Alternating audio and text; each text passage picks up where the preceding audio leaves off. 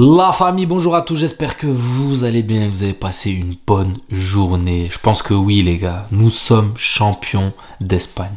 La 36e Liga dans la poche du Real Madrid grâce à cette équipe de Gérone qui a hier...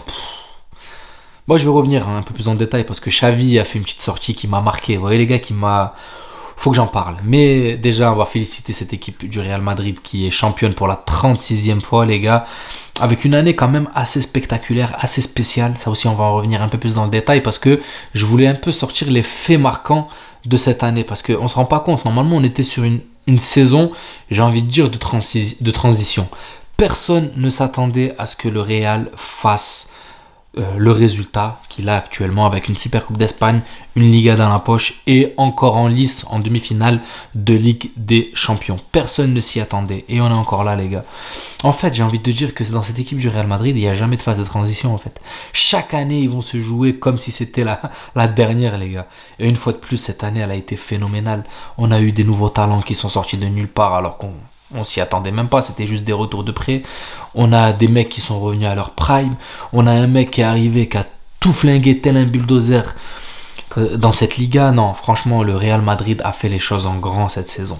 Mais je vais quand même revenir sur ce match Gérone FC Barcelone hier. Et Gérone a fait une dinguerie, a tapé ce FC Barcelone avec l'art et la manière, avec un Porto qui en l'espace de 10-15 minutes a écœuré ce FC Barcelone en leur mettant un but.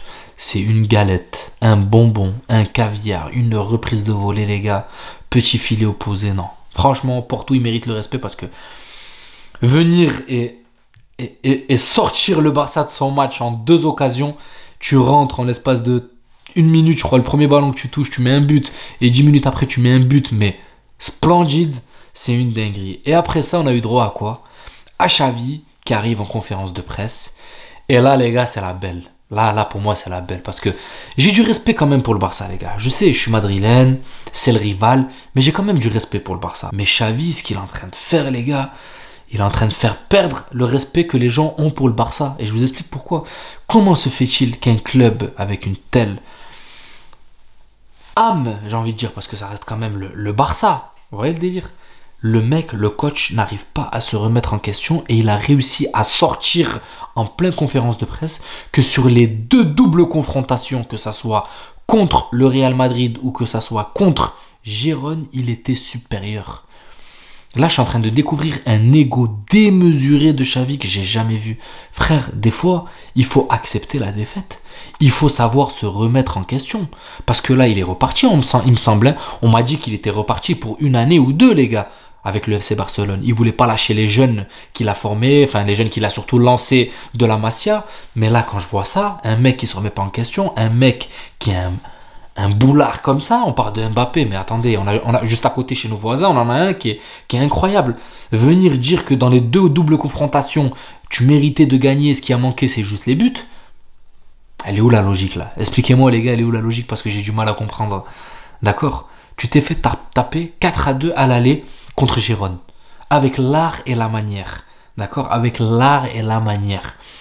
Tu t'es fait taper 2-1 par le Real Madrid à l'aller. Peut-être qu'il n'y avait pas l'art et la manière, mais je me souviens de cette frappe de Bellingham que vous avez pris, les gars. Enfin bref, déjà, vous avez perdu. Donc, c'est qu'il y a eu une faille dans votre compo ou dans votre façon de jouer ou quoi que ce soit.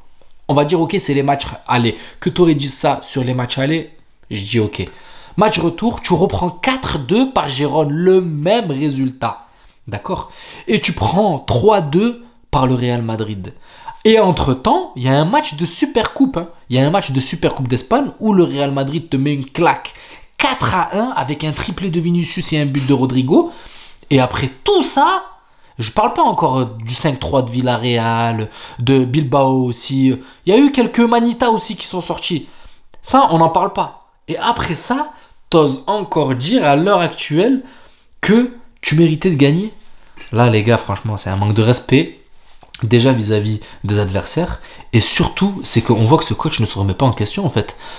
Il est où? Est-ce qu'il y a un déshonneur à venir et à se poser, même si c'est devant la caméra? Tu perds pas la face en disant, écoutez, cette saison n'a pas été la bonne. On a fait de la merde. Certes, voilà, on s'attendait à avoir un niveau tel, mais on a trouvé plus fort que nous. On reviendra la saison prochaine avec des meilleures armes. On va essayer de corriger ce qui a manqué cette saison. Et l'année prochaine, ne vous inquiétez pas, nous serons là et nous serons attendus au tournant et je ferai le nécessaire pour essayer d'apporter l'équipe au plus haut niveau. Par contre, non, lui, c'est permis, lui. Lui, c'est permis de dire qu'il a été supérieur à Gérone, qu'il a été supérieur au Real Madrid, mais c'est juste qu'il a manqué les buts. Voilà, tout ça pour revenir un petit peu légèrement sur ce match. Et ça m'a quand même un peu marqué. Je suis même parti en faire un TikTok parce que je me suis dit, attends, c'est pas normal que tu aies une équipe de ce calibre-là. Tu es quand même le FC Barcelone. Tu es quand même arrivé en quart de Ligue des Champions. Bref, t'as quand même...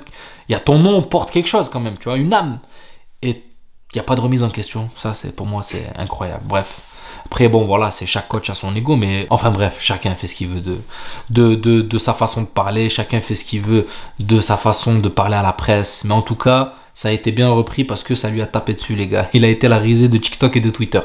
Enfin, bref. Barça passé. Félicitations à ce Real Madrid qui est champion d'Espagne pour la 36e fois, les gars. Et honnêtement, cette saison, les gars, elle a été marquante. On va pas se mentir, hein, parce que comme je l'ai dit, on ne s'attendait pas à faire une saison aussi spectaculaire. On était, on va dire, dans une pseudo-phase de transition parce qu'il n'y a jamais vraiment de phase de transition. Sauf que là, il y a eu des faits marquants. Tu perds Karim Benzema qui est ton œuf pur, tu vois. Tu perds ton gardien qui t'a aidé à gagner la Ligue des Champions précédente. Tu perds tes défenseurs centraux qui sont les titulaires de base. Je parle de Militao et Alaba. Rudiger était là, mais vous rappelez-vous qu'il n'était pas spécialement titulaire. Bah après, bon, maintenant, ça y est, sa place là, tu le déloges pas. Hein. Je pense qu'à là-bas, où il va chauffer le banc, ou enfin bref, je pense, c'est mon point de vue, mais je pense que voilà, il y aura peut-être de la rotation si Militao n'arrive pas à se remettre en jambe. Mais je pense qu'à là-bas, il est plus proche de la fin que la suite. Mais bref, tout ça pour dire que cette équipe a eu beaucoup de malheur en ce début de saison. Comme je vous l'ai dit, la perte de Courtois, Militao, Alaba, tout ça, et ça en fait beaucoup. Et malgré tout, les gars, avec les armes qu'on a, parce que c'est sûr qu'on a recruté Bellingham, qui fut un super recrutement, les gars, 100 millions.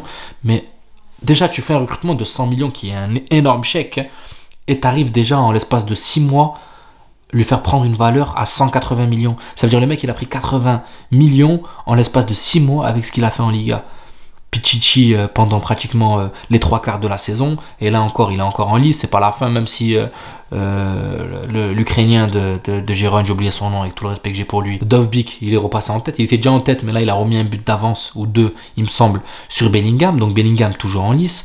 Il nous a fait découvrir cet aspect athlétique qu'il a au Real Madrid, parce que le mec il te court 15 bornes par match, il est là, il galope de tous les côtés. On a découvert Brahim qui revient de près, qui est en train de faire une saison spectaculaire. On a eu un petit peu Arda Güler qui était contenu par Carlo Ancelotti, qui a été, j'ai envie de dire, protégé. Je vais prendre le terme là, protégé, parce que début de saison un peu mitigé, voilà, avec les blessures et tout, on pouvait pas le faire jouer. Ensuite, il n'a pas voulu le lâcher d'un coup, parce qu'il y avait les matchs vraiment à haut niveau, à très très haut niveau, et prendre le risque de le reperdre encore sur une blessure ou sur autre chose, pour voilà, c'était pas envisageable pour Carlo Ancelotti, donc il a préféré gérer le timing. Mais là, ce qu'on voit à la fin, ça commence vraiment à nous plaire. On retrouve le prime de pratiquement Mendy, on retrouve le prime, Rudiger, pour moi il a son prime. Valverde, pareil, il est en train d'atteindre un potentiel. Bon, il a perdu un petit peu en frappe, parce que d'habitude il met des parpaings, comme vous avez vu la saison dernière, il était à plus de 10 buts. Là, cette saison, il a freiné un peu la cadence. Mais une saison spectaculaire, les gars. Je vais pas vous mentir, je m'y attendais pas. Je suis content, on prend déjà la Liga. Et j'ai envie de vous dire un truc, hein. Peu importe l'issue du match mercredi, même si on perd, je serai blasé. Si on perd, je serai blasé. Je ne porte pas l'œil, je serai blasé. Mais on a quand même fait quelque chose de fantastique. Et c'est surtout l'avenir. Je me tourne vraiment vers l'avenir quand on voit l'avenir qui se prépare au Real Madrid, les gars. Il est radieux. Il est radieux, c'est un truc de ouf. Quand on voit les joueurs qui arrivent, la cohésion qu'il y a, l'entente, la gestion de Carlo Ancelotti au niveau humain, le mec c'est un chef de RH, de ressources humaines, les gars. C'est un mec qui est capable, c'est une assistante sociale en fait, ce mec. Ancelotti, je l'ai beaucoup critiqué suite à son style un peu tactique, mais humainement, il est très très fort. Enfin bref, Rossellou, pareil, qui a été une belle surprise, qui a réussi, qui a contribué, qui a mis sa petite pierre à l'édifice sur cette saison, parce qu'il a quand même claqué une dizaine de buts et quelques passes D, il me semble, non, il me semble pas, mais voilà, une dizaine de buts quand même, toute compétition confondue, donc c'est pas négligeable. Et puis Kamavinga qui est en train de monter crescendo, Brahim qui est en train de déclore son cocon, Tchouaméni qui est en train de prendre de la place, Kroos qui est encore à un très haut niveau, et la liste est tellement longue, les gars. Mais en tout cas, on a été drôlement surpris par cette équipe du Real Madrid, les gars. Et je suis content. Donc félicitations à nous. Nous prenons ce titre. C'était une petite vidéo, on va dire, surtout pour appuyer sur Xavi, parce que c'est, pour moi, clairement, c'est inadmissible. Mais après, il fait ce qu'il veut. Et puis voilà, pour encenser cette équipe et leur souhaiter, bien sûr, félicitations. J'espère que la vidéo vous plaira. N'hésitez pas à vous abonner, à liker. Et on se dit à la prochaine vidéo. Et prenez soin de vous. Ciao la famille.